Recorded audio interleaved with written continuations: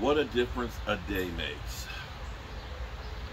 Well, hello, good people. Mark Holmes here, and as always, I want to say thank you all for watching, commenting, subscribing, and being part of the Joe Boo Sports Report. Without you guys, as well as you ladies, you know that this literally does not work. It is Monday afternoon, and our Cowboys got beat by the Eagles. Fly, Eagles, fly. Congratulations to you, Eagles, and so on. We have some news. Wide receiver Robbie Anderson from the Carolina Panthers has been traded to the Arizona Cardinals for a 6th and a 7th round draft pick. We know that the Panthers fired their coaches last week, and they are in a complete rebuilding mode. They're getting rid of salaries and stuff, trying to get draft picks to make up for all the draft picks that they lost on Sam Darnold and Baker Mayfield to start rebuilding the team. Christian McCaffrey is also, they've been fielding calls for Christian McCaffrey as well. The prize out there is actually DJ Moore, and there's some teams out there that would definitely like to have DJ Moore that are definitely lacking receivers, and we have definitely seen the difference of Devontae Adams not being there in Green Bay, who is 3-3 right now, and Aaron Rodgers not having that target to go to. And you could look for the Cowboys and say, we could use a guy like that as well. Now, we'll see if anything comes up to that. We'll see if Carolina even trades him, so to speak. We don't know if they will or not. They haven't, unlike Christian McCaffrey and Robbie Anderson, where they said they're trying to trade those guys, they haven't said anything about DJ Moore. And that may be because they are looking and saying, you know what, let's be mum about this and let people come to us, try and get a better offer. Because, you know, it's one of those things like buying a car. If the dealer knows that your car's broken and you've got to drive to work tomorrow, he's going to be able to really rake you over the coals. As opposed to you not really needing a car, and you kind of say, you know, if I can get a right deal, I might buy something. But you can walk away. And that's where the Carolina Panthers are, at least at the moment. We'll see as the trade deadline gets closer if they really just want to get rid of him and dump the salary. And also, too, there's two parties in here. You have to wonder if the Cowboys want to get into a bidding war with, you know, possibly Green Bay. You could say Baltimore would be in that mix.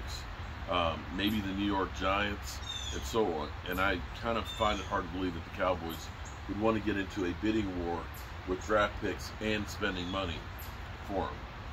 But the next thing I want to actually talk about is Dalton Schultz. Dalton Schultz, who has the PCL injury, and if that sounds familiar, you'll remember last year Zeke Elliott having the PCL injury where it slowed him down. Now, I will say that a PCL injury can heal with time, because Zeke Elliott, although his yards per carry are 4.1 yards per carry, yesterday he was 6.2 and had 83 yards and has, you know, been actually really good. The thing about the yardage per carry, you have to look at it a little bit differently, because whenever it's short yardage or whenever it's goal line, he's running. You're not typically going to be able to break those things wide open.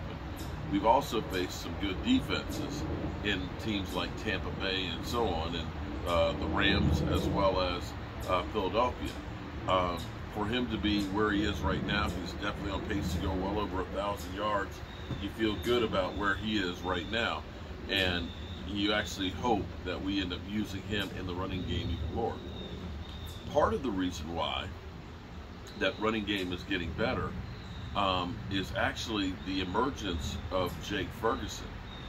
Jake Ferguson actually rated out as, before Monday Night Football, as the 3rd highest graded tight end yesterday. Let me say it again. The rookie rated out as the 3rd highest tight end in football yesterday. He's actually playing really, really well.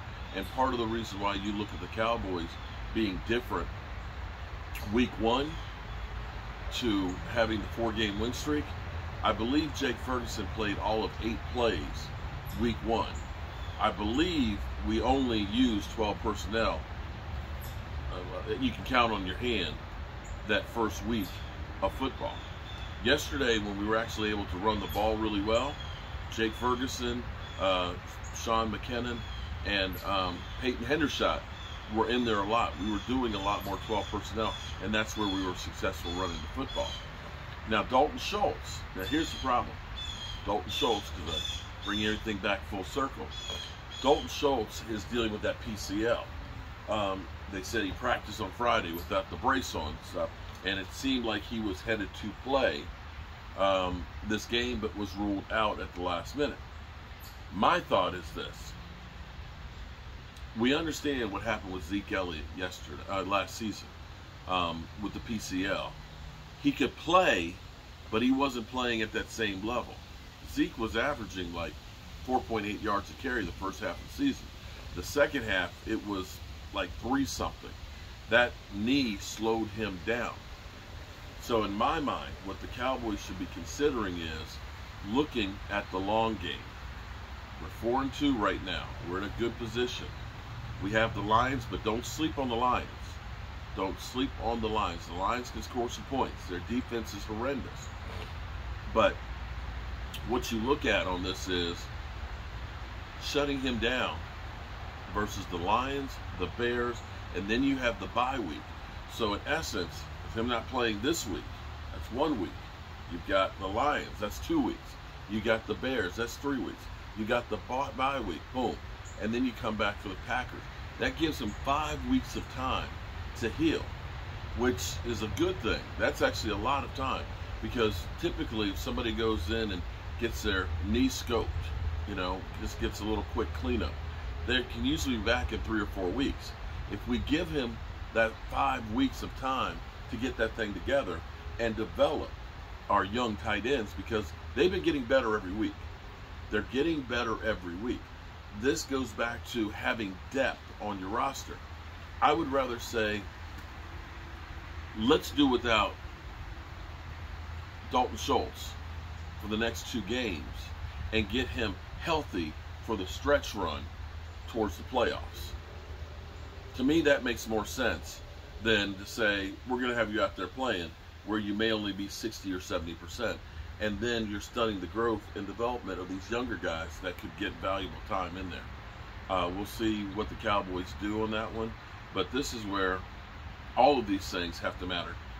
As much as you want to win every single game, you got to pick and choose your battles and look at it from the standpoint of, what can I do to be the best team come the end of the season, and hopefully making the playoffs and being ready to do something. And that, my friends, would be one of those moves. Getting Dalton Schultz 100% for that stretch run. So, time for me to get back to work. Shoot. All these damn leaves, man. Fall is here. Fall is here. So different from playing the games last night to the quiet. Nobody being here. Hope you're having a great day. Be sure to tune in tonight for our live stream at 9 o'clock. We'll be rehashing what happened to the game, and we will definitely be checking in on prime time and game time. They start their live stream, I think, at 7 o'clock tonight. So we'll chime in with them and see what's going on. All right, peace.